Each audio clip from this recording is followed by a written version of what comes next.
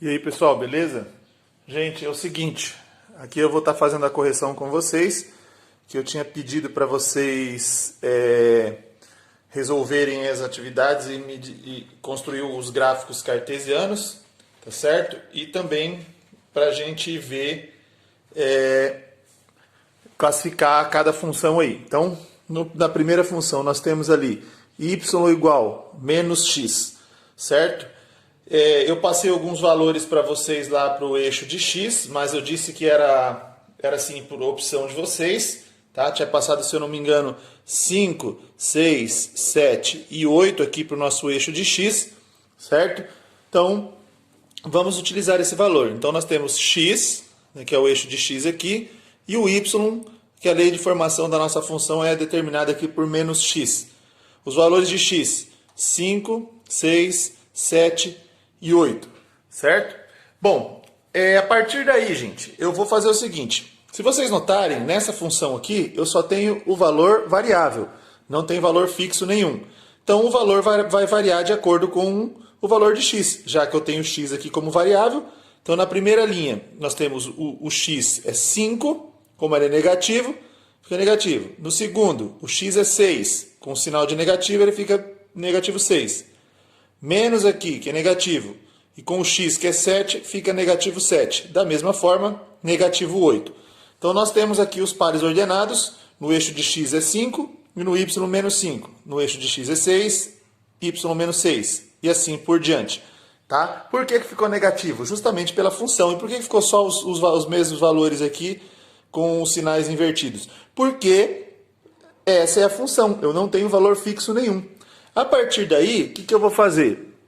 Eu já posso até classificar essa função. Se vocês notarem, do 5 foi para o 8, aumentou o valor de x. Só que do menos 5 para o menos 8, o valor de y caiu. Ou seja, do menos 5 até o menos 8, ele ficou mais negativo, ou seja, mais longe do zero. Então, essa função eu já posso chamar, né, de função decrescente. Então, vamos só agora comprovar isso montando o gráfico cartesiano. Então, nós temos o eixo de x e o eixo de y aqui. No x, nós temos 5, 6, 7 e 8, que foram os valores que eu forneci para vocês. É lógico que vocês poderiam fazer com outros valores diferentes, né? Então, não tem problema nenhum. Aí nós tivemos aqui menos 5, menos 6, menos 7 e menos 8. Menos 5 com menos 5, então 5 do x, menos 5 do y. 6 e menos 6, 7 e menos 7. E 8 com menos 8. Agora, o gráfico, tá? Ficou um pouquinho torto aqui, mas é isso aí. Então, notem que o nosso gráfico, a reta está indo para esse lado aqui. Então, isso significa que ele é uma função decrescente. Ou seja, só comprova que nós temos uma função decrescente aqui. Certo? Bom, na atividade B aqui, no nosso exemplo B aqui, né? Nós temos y igual a 7. Se a gente for utilizar os mesmos valores de x, 5, 6, 7 e 8. O eixo de y, só 7. Tá. Notem que aqui nós temos somente o valor fixo. Não possui valor variável. Se a função não possui valor variável, como eu disse para vocês anteriormente ali na revisão, o gráfico ele vai ser constante. Ou seja, a minha função é constante, porque ela nunca muda.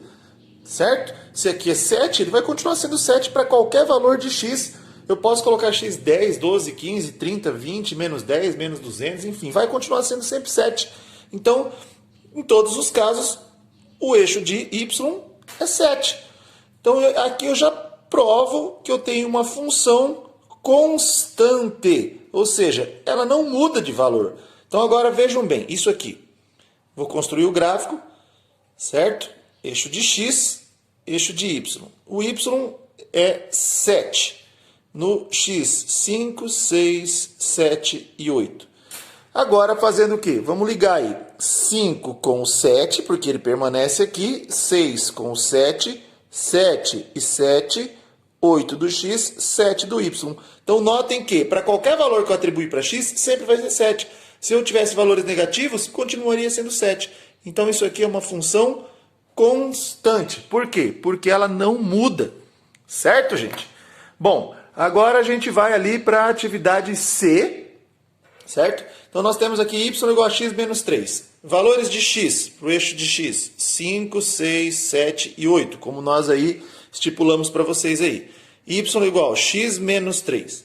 Notem que nessa função eu tenho um valor fixo que é menos 3. Ele não muda em hipótese alguma. Então eu já sei que eu vou ter menos 3 em todos os casos aqui.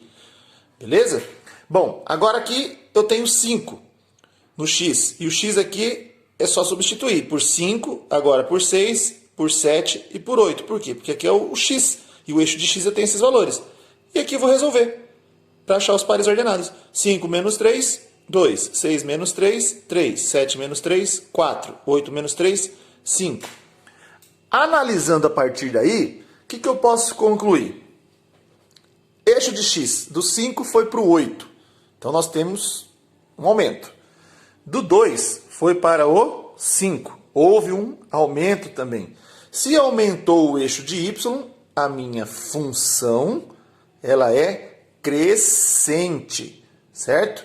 Se é crescente, por quê? Porque eu estou aumentando os valores de y. Então o gráfico é bem simples também. Vamos pegar os valores de y aqui. E aqui os meus valores de x. Valores de x, os que nós estipulamos. E os valores de y que nós encontramos. 2, 3, 4, 5. Aí agora o que eu faço? Só ligar esses pares. 5 do x com 2 do y, 5 do x, 2 do y. Sempre lembrando que o x sempre na horizontal e o y na vertical.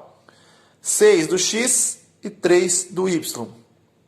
7 do x, 4 do y. 8 do x, 5 do y. E a função está aí no nosso gráfico. Agora percebam bem a diferença desse gráfico, que ele está indo nesse sentido, e o primeiro gráfico que nós tivemos, que ele está indo no sentido inverso.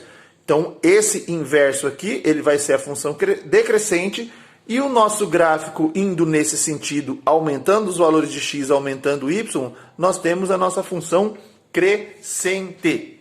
E agora, para finalizar aí as nossas atividades, as que ficaram de revisão, nós temos uma função definida por y igual a x mais 5. Então, montando ali os pares ordenados, eixo de x, e o y é x mais 5, que é a minha função. No eixo de x, 5, 6, 7 e 8.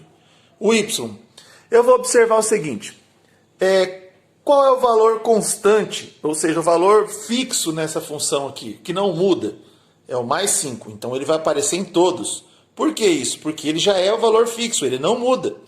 E isso aqui é o fixo, e esse x é o variável. Ele é o variável, ele é que vai variar. Então, por exemplo, na primeira linha que é 5, modifica aqui. Na segunda que é 6, na terceira que é 7 e na quarta que é 8. E aí, vou resolver. 5 mais 5, 10. 6 mais 5, 11. 7 mais 5, 12. 8 mais 5, 13. Então, notem que aumentou os valores do eixo de x, aumentam-se os valores do eixo de y. Que tipo de função é essa, pessoal? É uma função crescente também. Por que ele é crescente? Porque eu tenho os valores de y aumentando. Então, vamos montar aqui o nosso gráfico, né, para comprovar isso para vocês. Eixo de x sempre na horizontal, y sempre na vertical.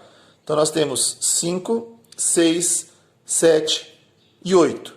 Aqui os valores 10, 11, 12 e 13. E agora a gente vai fazer o quê? Vamos ligar. 5 com o 10, primeiro ponto. 6 com o 11, segundo ponto. 7 com o 12, terceiro ponto.